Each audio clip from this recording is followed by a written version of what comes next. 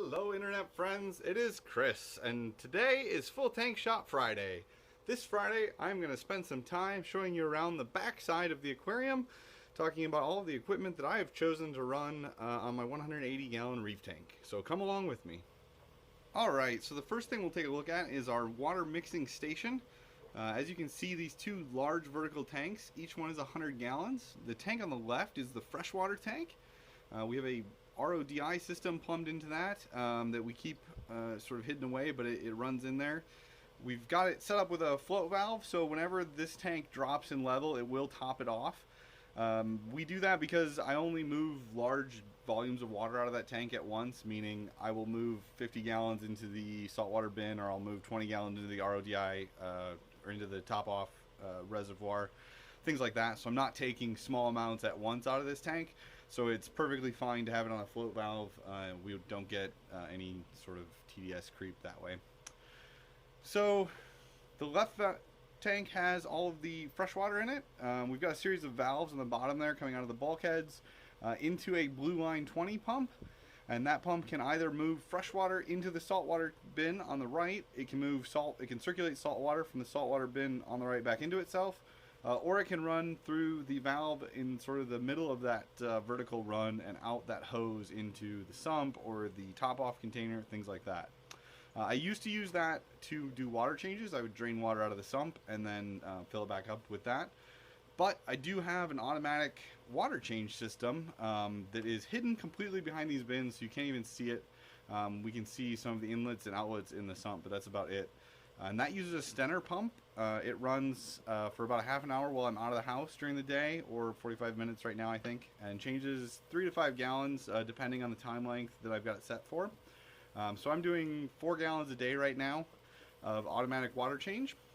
So on Saturday and Sunday it does not run, so it only runs 5 days a week.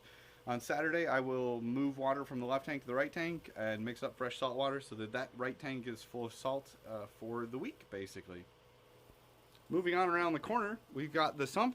The sump used to be under the tank. I found that extremely hard to work on and really just unnecessary since I had so much space. I used the space where the sump is now was sort of empty and unused, and so I thought this was a great way of gaining some storage under the tank as well as moving the sump into a more usable location. So the sump is a couple feet off the ground now on the end of the tank. This tank was always designed to have a single overflow on one end. Previously, the overflow ran down and then back under the tank. We did that to maximize the amount of walking space behind the tank, as there's a doorway just in line basically with the back of the tank. So we need to be able to walk next to the tank all the way in basically and not have a lot of plumbing come up the back of the tank. So back to the sump, as you can see, we've got the very furthest away from us area of the sump is the is the chamber where everything falls in. The drain comes down. I am running a modified bean animal type setup. I won't go into the details. You should follow the bean animal thread on Reef Central and do it exactly how they tell you to, and don't do it the way I've done it. Mine works fine for me. Typically you want to stick to the design as much as you can.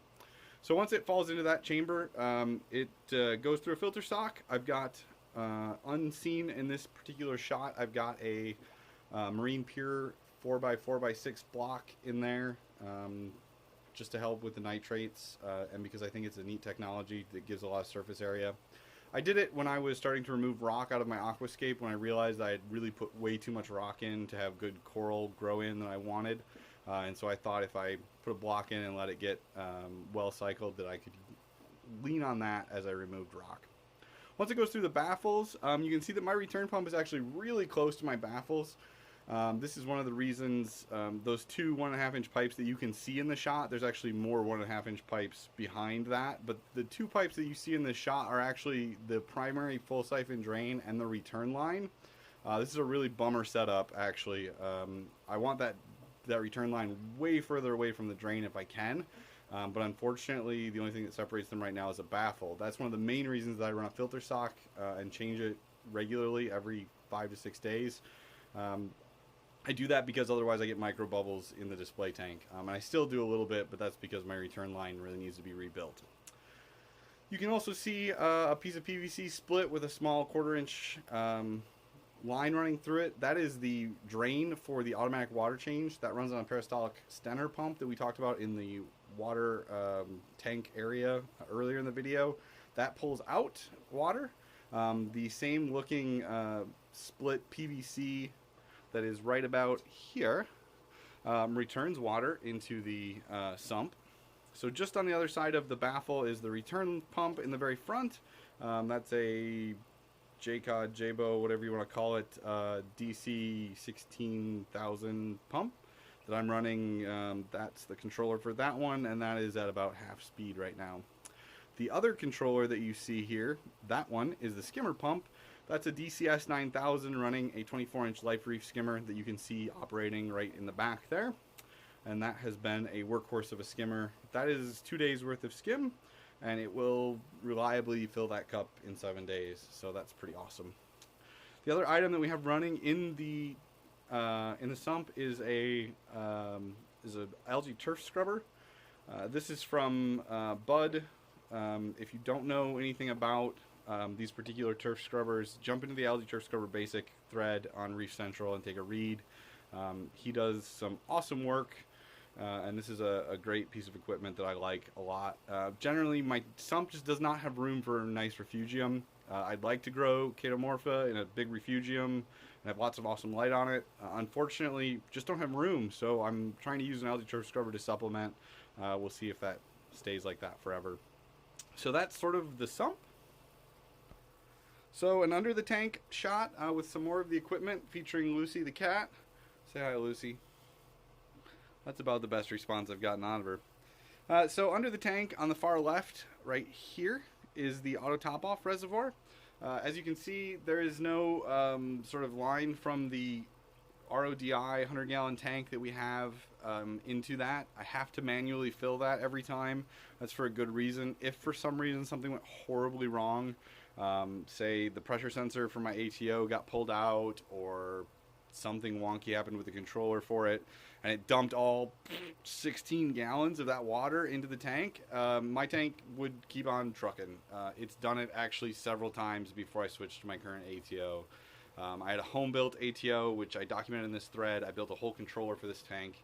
I never finalized it and really made it weatherproof and soldered everything, and I had issues is generally where we were at. And it dumped 12 to 14 gallons of water into the tank twice in a matter of 2 weeks. The tank did not seem to care at all. It slid the salinity a little bit. We let it evaporate and come back down, and it was fine. So this is a safe amount of water for this particular tank. It goes through 14 gallons in, I think we're averaging 4 or 5 days. I really don't keep track, but it feels like 4 or 5 days right now. The two pump controllers for the return pump and the skimmer pump, and then two WP or MP40, I guess, sorry, controllers, quiet drive controllers for the two Vortec pumps, which we have one on either corner of the tank over there. It's a terrible finger pointing. So those controllers are all back here. In the far bottom left, like down here, we've got a DJ switch panel. Underneath that DJ switch panel is a timer for the algae turf scrubber lights, the Avast Marine auto top-off controller. Also down there is the temperature controller. I use an Inkbird. So all standalone discrete systems on this tank. I had a big central controller that I built, which was probably the problem. Had I bought an Apex, maybe I'd still have the Apex. That said, my love of having things standalone and discrete is pretty high right now. That Inkbird controller for temperature has been rock solid. If it failed for some reason, that wouldn't make anything else fail. Same with the ATO, same with all of my pumps, etc. So I really appreciate the discrete controllers right now.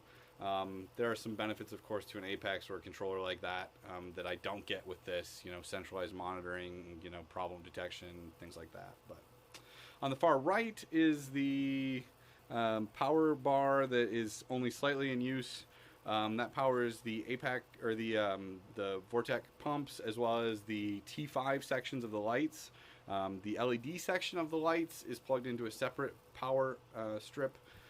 So if one breaker, then they're both on separate breakers, both on 2 phases of power. If one breaker would happen to pop, the pump would, if the main breaker would pop, the return pump would go off, but the Vortex and the T5s would still run.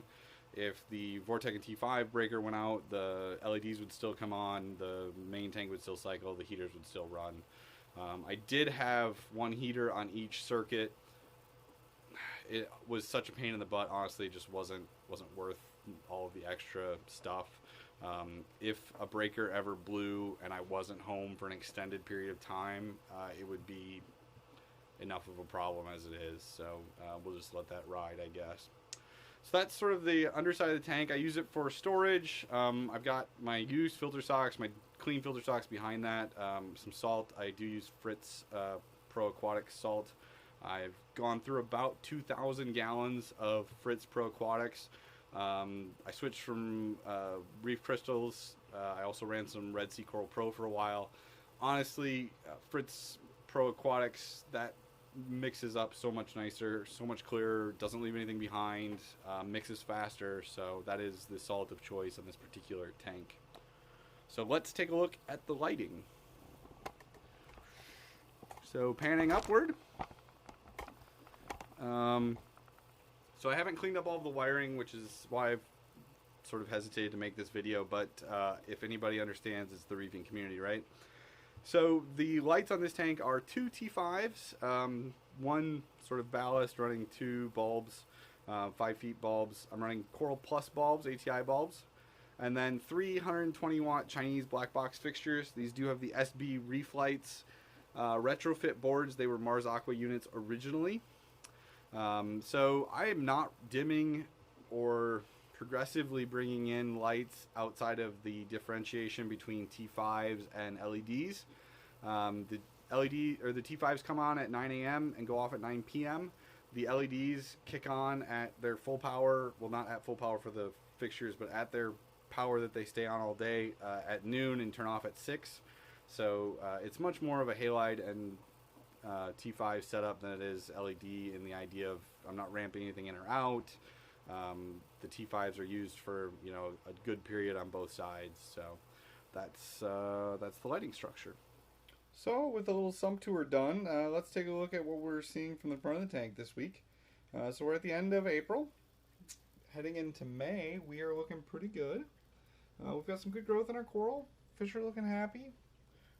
Some color coming back in a lot of coral that needed to sort of color up with sort of blend or generic, things like that. That's that purple cap that keeps growing. I have trimmed it back in a couple places just to let some other coral come out. Some green zoas there. Some other SPS. As you can hopefully tell, the green hair algae is starting to recede a bit. Things are looking a little bit better than they did before. It's just a matter of time. I think we're really tackling it now. I need to get back in there and pull some more, but I think it's overall looking better than it did before. That's a huge plus for me. Seeing good growth on a lot of the corals. This particular, the albopora, this coral is looking good. I did a little video of it just swaying in the breeze. It's one of our favorites. It's really gotten big. So I've started putting some coral over on this island. Some green SPS and then some Jedi Mind Trick that is not going to color correctly on this video. It's pretty light. So yeah, that's the state of the tank right now. I'll just set up for sort of a full tank shot and film a little bit to let you see some of the motion of the fish. Contemplating when to add the next set of fish and or coral. I'd really like to add some more fish. Just trying to figure out what kind and when. So thanks everybody for tagging along, and we'll see you